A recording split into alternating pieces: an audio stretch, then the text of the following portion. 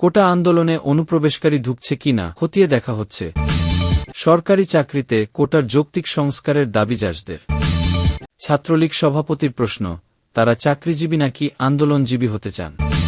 কোটা সমাধান আদালতেই হতে হবে, পররাষ্ট্রমন্ত্রী। এতক্ষণ শুনছিলেন সংবাদ শিরোনাম, এখন থাকছে বিস্তারিত। কোটা আন্দোলনে অনুপ্রবেশকারী ঢুকছে কিনা খতিয়ে দেখা হচ্ছে, ডিবি। কোটা আন্দোলনকারী শিক্ষার্থীদের মধ্যে কোনো অনুপ্রবেশকারী ঢুকেছে কিনা, কারও ইন্ধন রয়েছে কিনা, সেটা খতিয়ে দেখা হচ্ছে বলে জানিয়েছেন ঢাকা মহানগর গোয়েন্দা ডিবি পুলিশের অতিরিক্ত police commissioner Mohammad Harun or Rashid. আজ শনিবার দুপুরে মিন্টো রোডে নিজ কার্যালয়ে সাংবাদিকদের প্রশ্নের জবাবে তিনি এ কথা বলে। এক প্রশ্নের জবাবে হারুন অর রশিদ বলেন, আন্দোলনে অনুপ্রবেশকারী ঢুকেছে কিনা, ঘটনাটি অন্যদিকে ধাবিত করার চেষ্টা চলছে কিনা, এসব নিয়ে ডিবির টিম ও থানা পুলিশ কাজ করছে। কেউ যদি হাইকোর্টের নির্দেশনা না মেনে আন্দোলনের নামে সড়ক অবরোধ করে গাড়িতে হামলা ও ইটপাটকেল নিক্ষেপ করে, তবে ধরে নিতে পারি অনুপ্রবেশকারীরাই এসব কাজ করছে। হারুন অর রশিদ বলেন, কোটা শুধু বাংলাদেশে নয়, অনেক দেশেই প্রচলন রয়েছে। কোটার বিরোধিতা করে কিছু লোক, কিছু শিক্ষার্থী রাস্তায় আন্দোলন করছেন। ইতিমধ্যে সরকারি চাকরিতে কোটা পদ্ধতি নিয়ে হাইকোর্টের দেওয়া রায়ের ওপর 1 মাসের স্থিতাবস্থা দিয়েছেন সুপ্রিম কোর্টের আপিল বিভাগ। সুপ্রিম কোর্ট সবার ভরসাস্থল, আদালতের নির্দেশনা সবার মেনে চলা উচিত। কিন্তু কয়েকদিন ধরে শিক্ষার্থীরা তাদের ক্লাসে না গিয়ে বিভিন্ন সড়কে বসে সাধারণ মানুষের চলাচলে বিঘ্ন ঘটাচ্ছে। অনেক জায়গায় গাড়িতে তারা হাত দিচ্ছেন। এ ঘটনায় একটি মামলাও হয়েছে। হারুন বলেন, কেউ যদি মনে করে আদালত মানবে না, পুলিশের কথা মানবে না, তাহলে আমাদের করার কি আছে? আমাদের আইন শৃঙ্খলা রক্ষাকারী বাহিনীর যে ক্ষমতা, আমরা সেটাই করব। কারণ আন্দোলনরতরা যদি জানমালের ক্ষতি করে, সড়ক অবরোধ করে এবং মানুষের স্বাভাবিক চলাচলে বিঘ্ন সৃষ্টি করে, তবে আইন শৃঙ্খলা রক্ষাকারী বাহিনীর যে যৌক্তিক কাজ, সেটাই করা হবে। সরকারি চাকরিতে কোটার যৌক্তিক সংস্কারের দাবি জাসদের। সরকারি চাকরিতে নিয়োগের ক্ষেত্রে কোটার যৌক্তিক সংস্কার করার দাবি জানিয়েছেন জাতীয় সমাজতান্ত্রিক দলের জাসদ সাধারণ সম্পাদক শিরিন আক্তা। এজন্য অবিলম্বে কমিশন গঠনের দাবিও জানিয়েছেন তিনি। আজ শনিবার সকালে রাজধানীর বঙ্গবন্ধু অ্যাভিনিউজে জাসদ চত্বরে এক সমাবেশে শিরিন আক্তার এ কথা বলে। দুর্নীতি লুটপাটে জড়িত রাঘব বোয়ালদের গ্রেপ্তার, দ্রব্যমূল্যের ঊর্ধ্বগতি নিয়ন্ত্রণ, বিদ্যুতের ভুতুড়ে বিল বন্ধের দাবিতে এই সমাবেশ করে জাস। সমাবেশ শেষে জাসদের নেতাকর্মীরা রাজধানীর বিভিন্ন সড়কে বিক্ষোভ মিছিল করে। শিরিন আক্তার বলেন, হাইকোর্টের সর্বশেষ রায়ের পর আর সিদ্ধান্তহীনতা, গড়িমসি, কালক্ষেপণ না করে কোটা পদ্ধতির যৌক্তিক সংস্কার করু। তিনি বলেন, যেসব রাজনৈতিক অপশক্তি, মুক্তিযুদ্ধবিরোধী শক্তি ছাত্রছাত্রীদের আন্দোলনের মধ্যে তাদের ক্ষুদ্র রাজনৈতিক ফায়দা হাসিলের জন্য পাগল হয়ে উঠেছে, তাদের বিষয়ে ছাত্রছাত্রীদের সজাগ থাকতে হবে। দুর্নীতিবাজ লুটেরারা যেন দুর্নীতি লুটপাটের মাধ্যমে অর্জিত অবৈধ অর্থসম্পদ ভোগ করতে না পারে, তা নিশ্চিত করার দাবিও জানিয়েছেন শিরিন আক্তা। তিনি দুর্নীতিবাজ লুটেরাদের সব অর্থসম্পদ বাজেয়াপ্ত করার দাবি জানা। সমাবেশে শিরিন আক্তার বলেন, জনগণের হক, রাষ্ট্রীয় অর্থসম্পদ চুরি বন্ধ করা গেলে দেশের উন্নয়নের গতি বহু গুণ বাড়বে।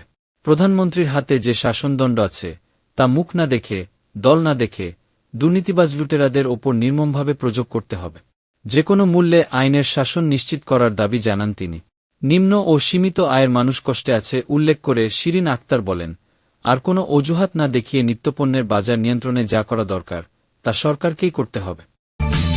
ছাত্রলীগ সভাপতির প্রশ্ন, তারা চাকরিজীবী নাকি আন্দোলনজীবী হতে চান? কোটাবিরোধী শিক্ষার্থীদের আন্দোলন দীর্ঘায়িত করার সমালোচনা করে ছাত্রলীগের কেন্দ্রীয় সভাপতি সাদ্দাম হোসেন বলেছেন, আদালতের আদেশের মাধ্যমে কোটার বিষয়টির একটি তাৎক্ষণিক সমাধান হয়েছে। তবু রাজনৈতিকভাবে মনোযোগ আকর্ষণের জন্য জনদুর্ভোগ তৈরি করা হচ্ছে। আজ শনিবার বিকেলে ঢাকা বিশ্ববিদ্যালয়ের মধুর ক্যান্টিনের সামনে এক সংবাদ সম্মেলনে তিনি এ কথা বলে। আন্দোলনকারী শিক্ষার্থীদের উদ্দেশ্যে সাদ্দাম হোসেন প্রশ্ন রেখে বলেন, এখন তারা আসলে চান কি? তারা কি চাকরিজীবী হতে চান, নাকি আন্দোলনজীবী হতে চান? সাদ্দাম হোসেন বলেছেন, কোটা সংস্কারের বিষয়টি তাৎক্ষণিক সিদ্ধান্তের বিষয় নয়, এটি নীতি আলোচনার বিষয়।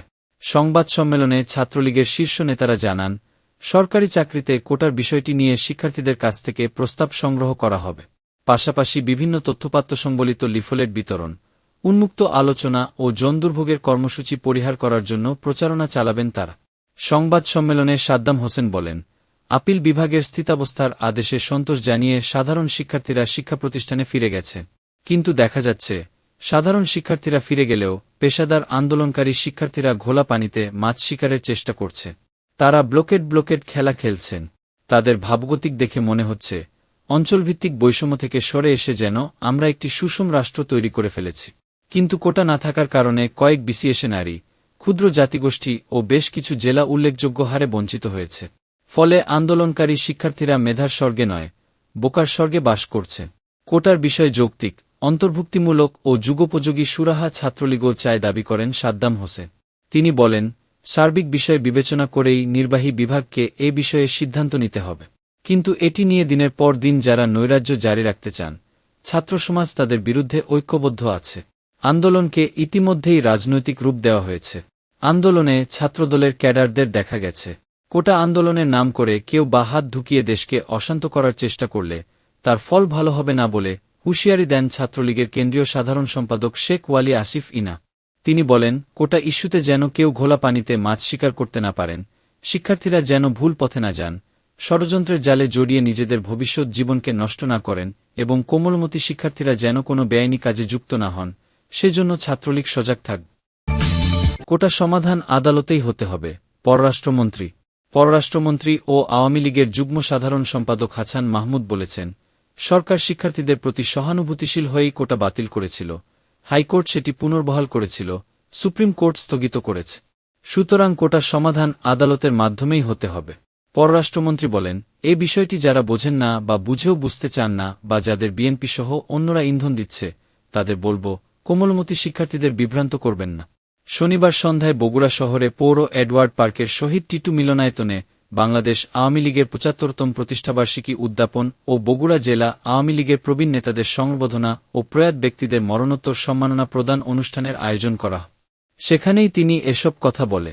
সরকারি চাকরিতে কোটা পদ্ধতি সংস্কার নিয়ে শিক্ষার্থীদের দাবির প্রসঙ্গে মন্ত্রী বিস্তারিত ব্যাখ্যা করে বলেন, কোটা সরকার পুনর্বহাল করেন।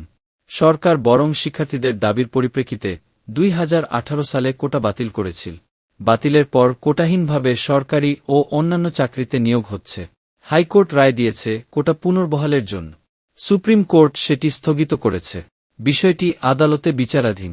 হাছান মাহমুদ বলেন, আদালতের রায়ের বিরুদ্ধে গিয়ে বা বিচারাধীন বিষয়ে সরকার কোনো সিদ্ধান্ত দিতে পারে না। তাহলে আদালত অবমাননা হবে। এসব বুঝেও যারা জনভোগান্তি ঘটাচ্ছেন, সেই ভোগান্তি যাতে না ঘটে, সেজন্য সরকার যথাযথ ব্যবস্থা নিতে বদ্ধপরিকর এবং আশা করব শিক্ষার্থীরা সুপ্রিম কোর্টের রায় পর্যন্ত অপেক্ষা করবে।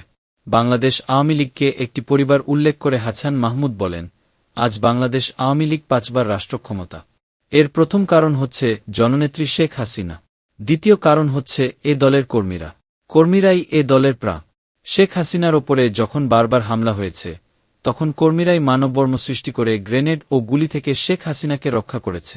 দলের দুঃসময়ে অনেক নেতাই দল ছেড়ে চলে গেছেন, বেসুরে কথা বলেছেন, কিন্তু কর্মীরা কখনোই শেখ হাসিনার সঙ্গে বা দলের সঙ্গে বেইমানি করেন। এ সপ্তাহ থেকেই সর্বাত্মক কর্মসূচির সিদ্ধান্ত বিএনপির। খালেদা জিয়ার মুক্তিসহ ৫টি বিষয় সামনে রেখে চলতি সপ্তাহ থেকেই সর্বাত্মক কর্মসূচিতে যাচ্ছে বিএনপি। সংশ্লিষ্ট সূত্র জানিয়েছে, যুগপৎ আন্দোলনের শরিকদের সঙ্গে বৈঠক শেষ হওয়ার পরপরই কর্মসূচি ঘোষণা করা হবে। বিএনপির দায়িত্বশীল একটি সূত্র জানিয়েছে, কর্মসূচির বিষয়ে সিদ্ধান্ত নিতে গতকাল শনিবার সন্ধ্যায় ও রাতে বিএনপির ভারপ্রাপ্ত চেয়ারম্যান তারেক রহমান, দলের মহাসচিব মির্জা ফখরুল ইসলাম আলমগীর সহ একাধিক জ্যেষ্ঠ নেতা, যুগ্ম মহাসচিব, সাংগঠনিক সম্পাদক এবং অঙ্গ সংগঠনের সভাপতি ও সাধারণ সম্পাদকদের সঙ্গে বৈঠক করে।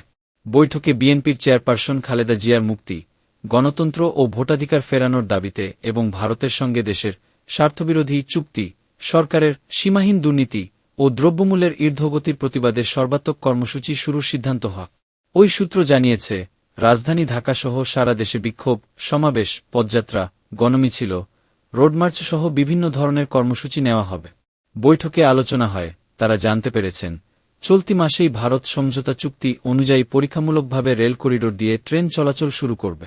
বৈঠকে উপস্থিত বিএনপির দায়িত্বশীল এক নেতা প্রথম আলোকে বলেন, রেল করিডোর দিয়ে ভারতের ট্রেন চলাচল শুরুর আগেই বিএনপি এর প্রতিবাদে সোচ্চার হতে চায়। ভার্চুয়ালি অনুষ্ঠিত বৈঠকে বিএনপির মহাসচিব ছাড়াও দলের স্থায়ী কমিটির সদস্য গয়েশ্বর চন্দ্র রায়, আমির খসরু মাহমুদ চৌধুরী প্রমুখ উপস্থিত ছিলেন।